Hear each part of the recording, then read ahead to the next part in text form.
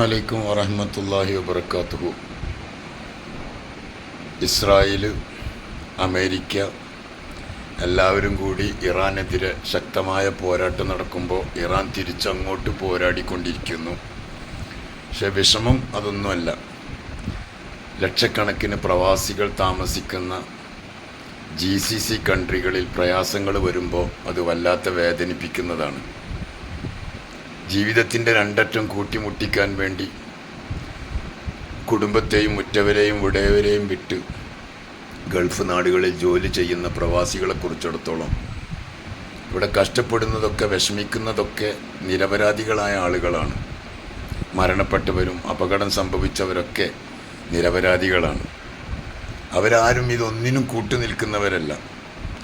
മറിച്ച് കുടുംബത്തെ രക്ഷപ്പെടുത്താൻ വേണ്ടി നാട് വിട്ടുപോയ പാവം പ്രവാസികൾ.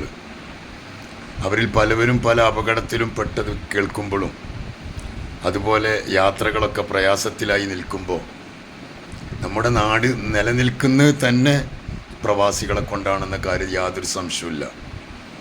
എല്ലാ രാഷ്ട്രീയ നേതാക്കളായാലും മന്ത്രിമാരായാലും MLA അവർക്കൊക്കെ പ്രവാസികൾ ആവശ്യമാണ്. ആ പ്രവാസികൾക്ക് വേണ്ട സംരക്ഷണം കൊടുക്കേണ്ട ബാധ്യത ഉത്തരവാദിത്തപ്പെട്ട എല്ലാവർക്കും ഉണ്ട്. നമ്മുടെ പ്രവാസികളെ രക്ഷപ്പെടുത്തണം. അവർക്ക് യാതൊരു വിഷമവുമില്ലാതെ സുഖകരമായി ജോലി ചെയ്യാൻ കഴിയണം. അതിനുവേണ്ടി നമുക്ക് കൂട്ടായി ആത്മാർത്ഥമായി പരിശുദ്ധ റമദാനിൽ ദുആ ചെയ്യാം.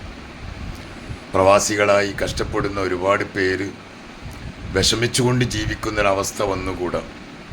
യാത്ര പോലും ചെയ്യാൻ കഴിയാതെ വിഷമിച്ച് നിൽക്കുന്ന ഗൾഫിലേക്ക് പോകാൻ കഴിയാത്തവരും ഗൾഫിൽ നിന്ന് നാട്ടിലേക്ക് ഇങ്ങോട്ട് വരാൻ കഴിയാതെയൊക്കെ വിഷമിക്കുന്നവരുണ്ടാകുമ്പോൾ അത് വല്ലാത്തൊരു വേദന തന്നെയാണ്. ആരും കുറ്റം പറഞ്ഞിട്ട് കാര്യമില്ല. പക്ഷേ നിരപരാധികളായ ആളുകളെ കുറിച്ചിടത്തോളം അവർക്കത് വലിയ വിഷമാണ്. നിരപരാധികളാണ് ഇവിടെയൊക്കെ ശിക്ഷിക്കപ്പെടുന്നത്. നമ്മുടെയൊക്കെ നെഞ്ചിൽ ചവിട്ടിക്കൊണ്ട് ഏറ്റവും വലിയ ക്രൂരത കാണിക്കുന്ന അമേരിക്കയും ജൂതന്മാരും ഇസ്രായേലികളൊക്കെ ചെയ്തു കൂട്ടുന്ന തമ്മാടിത്തരങ്ങൾക്ക് അദ്ദും അസറും ഇല്ലാതെ പോവുകയാണ്. പക്ഷെ ആരോടും പരാഗ്യമില്ല, ആരോടും വെറുപ്പില്ല. പക്ഷെ നമ്മുടെ പ്രവാസികൾ അവർക്കൊരു പ്രയാസം വരരുത്. ജോലി ചെയ്യുന്ന പ്രവാസികൾക്ക് സുഖകരമായി ജോലി ചെയ്യാൻ കഴിയണം. അതിനുവേണ്ടി നമുക്ക് ദയാനിധിയായ റബ്ബിനോട് മനസ്സറിഞ്ഞ് ദുആ ചെയ്യാം. അല്ലാഹു തആല നമ്മുടെ പ്രവാസികൾക്കൊക്കെ സമാധാനവും സന്തോഷവും വിഷമമില്ലാത്തൊരവസ്ഥ അല്ലാഹു തആല സൃഷ്ടിക്കട്ടെ. ആർക്കും ഒരു അപകടം ഇല്ലാതിരിക്കട്ടെ എന്ന് പ്രത്യേകം ദുആ ചെയ്യുന്നു.